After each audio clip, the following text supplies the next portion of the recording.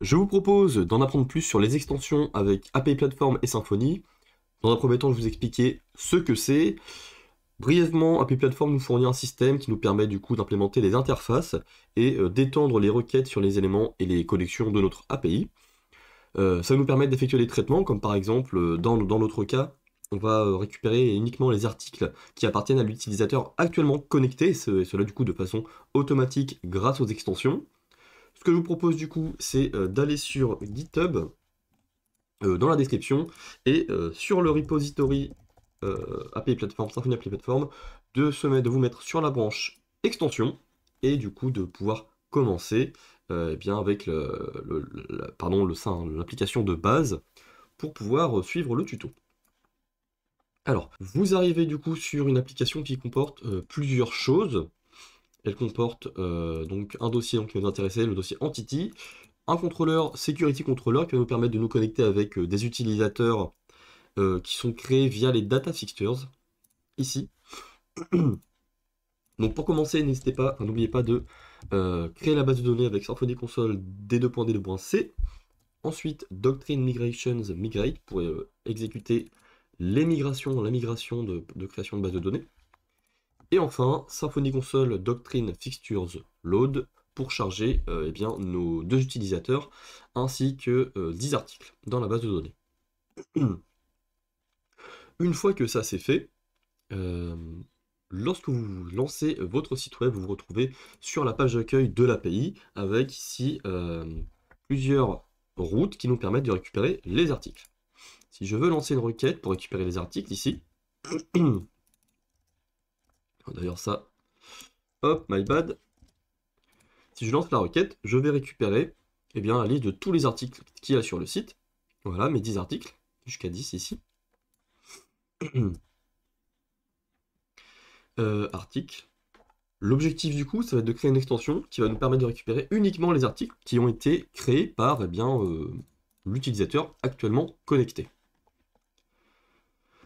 Alors, si je me rends dans le dossier extension et que je crée une nouvelle classe, current user extension, on va l'appeler. Donc là, si on commence à écrire du code, eh bien forcément, il ne va rien se passer du tout, puisqu'il n'y a aucun lien avec ici notre classe et API Platform.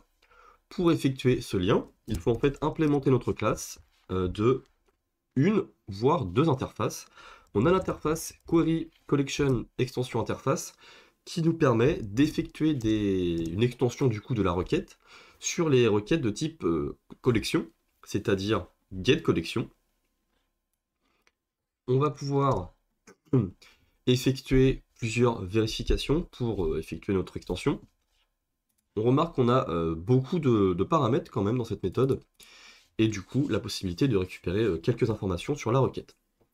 On va pouvoir faire un echo de ressources classe et die. On va pu faire un dump, mais c'est pas très bien affiché ici. On pourrait le faire via Postman aussi. Mais du coup, dans API article, si j'effectue ici un execute, on remarque que l'on récupère, eh bien en fait, article 2.2.class, on récupère ceci, le nom, enfin tout simplement le namespace de mon entity. Si je vais dans, ici plutôt le get pour récupérer un article en particulier, par exemple l'article numéro 1, on voit qu'on mon die ne s'effectue pas puisque on est ici sur les collections. Et donc là, ce n'est pas une requête de type collection.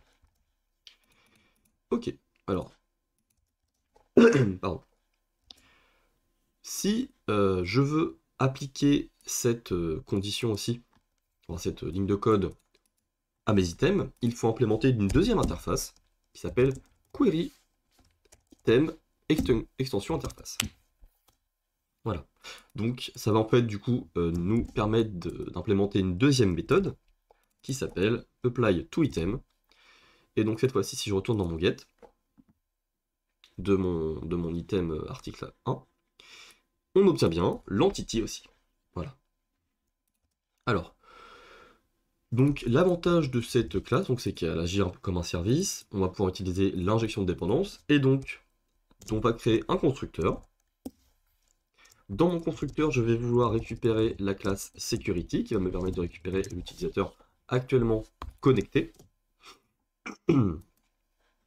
Alors, en plus, je vais d'abord, alors avant d'utiliser la classe sécurité, vouloir effectuer un autre test, une série de tests.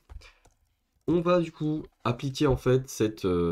imaginons que cette extension ne veut l'appliquer qu'aux articles. On va du coup spécifier, enfin, effectuer un test. Si jamais ressource class n'est pas mon entity article, alors on effectue un return, car on ne va pas vouloir modifier le query builder par la suite. Si par contre on se retrouve du coup avec eh bien, la classe article, celle que l'on veut, on va pouvoir du coup utiliser le query builder et lui ajouter des where, comme ceci. Donc là c'est pas compliqué, on ajoute tout simplement article.author égale author, set paramètre TheSecurityGetUser. Donc author qui est bien la propriété qui comporte mon user. Donc là si on effectue, si on effectue par exemple ici sur la route getCollection, on va se rendre compte qu'il y a un petit problème. Si ça veut bien charger. On n'arrive pas à voir l'erreur, mais c'est pas grave. Il nous faut récupérer le root alias. Le root alias, on le récupère tout simplement grâce au query builder getRootAliases de 0.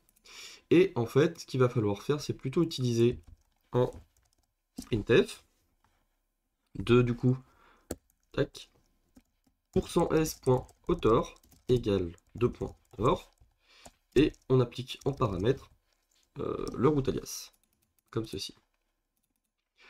Mon user ici est possiblement nul, donc il faut vérifier avant, si jamais c'est pas sur un article, ou que eh bien, l'utilisateur n'est pas connecté, donc role user. Cela veut dire que eh bien, on ne va pas pouvoir effectuer de where. Donc là, on récupère tous les articles, parce que on n'est pas connecté.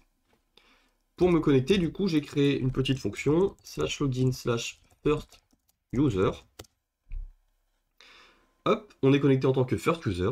On va pouvoir se rendre sur les articles, faire une exécution du code, et on remarque ici qu'on n'a plus que des articles 2, 4, 6, 8, 10, qui correspondent effectivement, vous voyez, à l'auteur ici, numéro 1.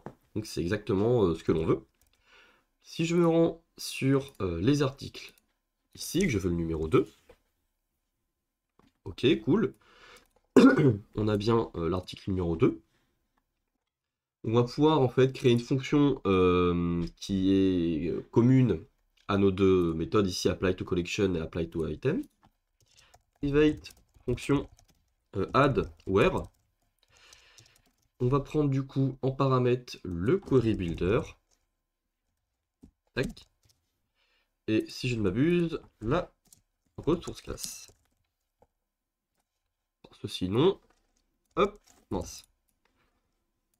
Ce que l'on va faire, c'est qu'on va copier ceci. Hop, l'ajouter ici. Et du coup, on va lancer, enfin, ajouter la ligne de code addWhere ici. On va récupérer aussi cette condition. Hop, voilà. On va pouvoir lancer la requête get sur l'article numéro 2. On retrouve bien quelque chose.